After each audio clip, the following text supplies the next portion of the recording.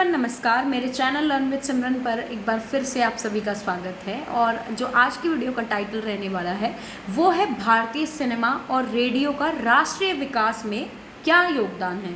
यानी कि जो रेडियो और सिनेमा है वो हमारे देश का विकास कैसे करते हैं, वो हमारे देश के विकास के अंदर क्या योगदान देते हैं।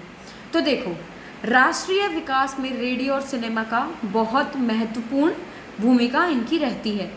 इन दोनों माध्यमों से लोगों को समाज के विभिन्न मुद्दों, स्थितियों और विकास के कार्यक्रमों की जानकारी मिलती है। अब देखो, रेडियो के द्वारा या फिर टीवी के द्वारा ही या फिर सिनेमा हो गई, उनके द्वारा हमें अलग अलग मुद्दों के बारे में जानकारी मिलती रहती है कि अच्छा ये चीज़ ऐसी है। मतलब ये जो हमारे अंदर विचार आते हैं, हमारे मन में जो विचार आते हैं, उन विचारों को आकार देने का काम करते हैं रेडियो और सिनेमा।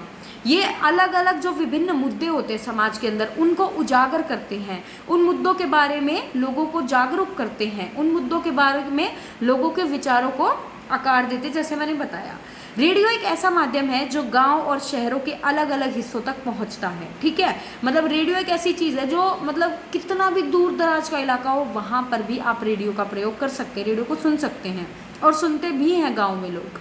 इससे लोगों को सरकार की नई योजनाएं और विकास कार्यक्रमों की जानकारी भी मिलती है।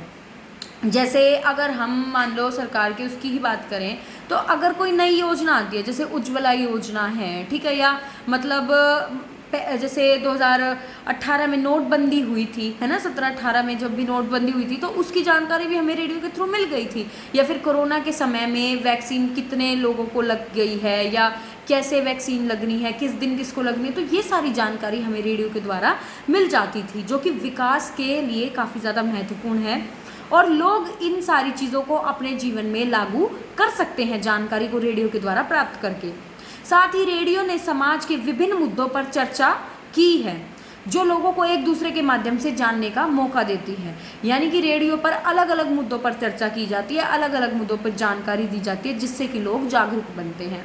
अब उसके बाद आता है सिनेमा। और सिनेमा एक ऐसा माध्यम है जो लोगों के मन में विभिन्न भावनाओं को जगाता है। रेडियो से हम केवल सुनते हैं, लेकिन सिनेमा को हम देखते हैं। सारे जो उसके अंदर संवेदनाएं होती है, वो संवेदनाएं हमारे अंदर उत्पन्न होती है, सारे भाव उत्पन्न होती है, सारी भावनाएं जागती हैं और उन्हें समाज के मुद्दों के बारे में सोचने के लिए प्रेरित करता है। जब हम किसी फिल्म में कोई मुद्दा देखते हैं तो हमारे दिमाग में वो काफ़ी लंबे टाइम तक उसका इम्प्रेशन रहता है और हम उस चीज़ को सोचते रहते हैं निरंतर कि ऐसा क्यों, ऐसा क्यों। तो जो समाज के अंदर मुद्दे रहते हैं उनको सोचने के लिए हिंदी सिनेमा हमें प्रेरित करता है।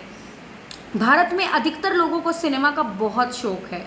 सिनेमा से विभिन्न सामाजिक, आर्थिक और राजनीतिक मुद्दों पर फिल्म बनाकर लोगों को समझाया जाता है और उन्हें उन मुद्दों के बारे में सोचने के लिए प्रेरित किया जाता है। यानी हम हिंदी सिनेमा है, हिंदी सिनेमा में अलग अलग मुद्दों पर फिल्म बनती है। कभी जो समाज में कुरीतियाँ हैं, जैसे दहेज प्रथा हो गई, उसके ऊपर कोई फिल्म बनी है, या किस तरीके से हम अंग्रेज़ों के अधीन थे, अंग्रेज़ों के गुलाम थे, जैसे लगान फिल्म में दिखाया गया है। जोधा अकबर फिल्म है जिसके अंदर हमारी जो है इतिहास, हिस्ट्री को दिखाया गया है। अभी रिसेंटली आदि पुरुष आएगी, उसके अंदर भी रामायण को दर्शाया जाएगा। ठीक है, अभी द केरला स्टोरी आई है, द कश्मीर फाइल्स आई है, उनके अंदर हमारे समाज के अंदर क्या ऐसी चीज़ें हैं, क्या ऐसे मुद्दे हैं जो काफ़ी ज़्यादा संगीन है। तो सिनेमा की मदद से हमें वो चीज़ देखने को मिलती है, जानने को मिलती है और वो हमें प्रेरित करती है उन मुद्दों के बारे में सोचने के लिए, उनकी समस्याओं को जानने के लिए और उनके समाधान को ढूंढने के लिए प्रेरित हमें करती है सिनेमा।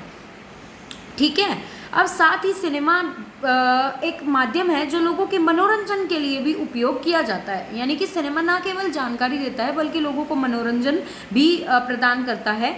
इसके जरिए लोग आपस में जुड़ते हैं और एक दूसरे के साथ जान पहचान बनाते हैं। इसके अलावा सिनेमा और रेडियो की भूमिका सीधे संवैधानिक और राजनीतिक विषयों को समझने में भी महत्वपूर्ण होती है। यानी कि सिनेमा और रेडियो के द्वारा हमारा जो संविधान है, जो हमारा कॉन्स्टिट्यूशन है और जो हमारी राजनीति चल रही है देश की, उसके बारे में भी हमें समझने का मौका मिलता है रेडियो और सिनेमा के द्वारा। अब वो कैसे? उसके लिए देखो, राष्ट्रीय विकास के लिए संवैधानिक सुधारों की जानकारी, यानी कि कॉन्स्टिट्यूशन के अंदर क्या चेंजेस आए हैं, ठीक है, क्या हमारे राइट्स हैं, क्या अधिकार हैं, क्या हमारे कर्तव्य हैं, इन सब की जानकारी हमें रेडियो से मिलती रहती है। और राजनीतिक मामलों के बारे में भी जागरूकता लोगों को देश के प्रगति में सहयोग करने के लिए ज़रूरी होती है। यानी कि रेडियो और सिनेमा के माध्यम से जो राजनीतिक जो हमारे समाज के अंदर जो परिप्रेक्ष्य चल रहा है उसके बारे में भी हमें जानकारी मिलती है कि कौन सी सरकार क्या नई पॉलिसीज़ लेके आ रही है, क्या काम कर रही है। तो उससे हमें एक अच्छा देश बनाने में, एक लोकतांत्रिक देश को उसका विकास करने में मदद मिलती है और इस तरीके से रेडियो और सिनेमा अपना योगदान देते हैं। इसके अलावा रेडियो और सिनेमा दोनों ही माध्यम से राष्ट्रीय विकास में काफ़ी महत्वपूर्ण भूमिका निभाते हैं। इन दोनों के माध्यम से लोगों को समाज के विभिन्न मुद्दों, स्थितियों और विकास के कार्यक्रमों की जानकारी मिलती है। इसके अलावा रेडियो और सिनेमा का उपयोग शिक्षा के क्षेत्र में भी किया जाता है। ठीक है, रेडियो से मतलब बहुत सारी ऐसे प्रोग्राम्स चलाए जाते हैं जिनसे बच्चे शिक्षा भी प्राप्त कर सकते हैं। शिक्षकों के लिए रेडियो और सिनेमा एक बहुत बढ़िया संसाधन होते हैं जिनके माध्यम से वे अपने छात्रों को विभिन्न विषयों में जानकारी दे सकते हैं। ठीक है, मतलब रेडियो के द्वारा अलग अलग जो टॉपिक्स होते हैं, अलग अलग जो विषय होते हैं, उनकी जानकारी शिक्षक प्रदान करवा सकते हैं। एक बढ़िया संसाधन है। सिनेमा के माध्यम से उन्हें संघर्षों, समाज की समस्याओं और आधुनिकता के मुद्दों की जानकारी भी मिलती है। ठीक है, कि क्या क्या हमारे समाज के अंदर समस्याएं चल रही हैं, क्या संघर्ष चल रहे हैं या पहले क्या संघर्ष हुए हैं। ठीक है, इन सब की जानकारी मिलती है।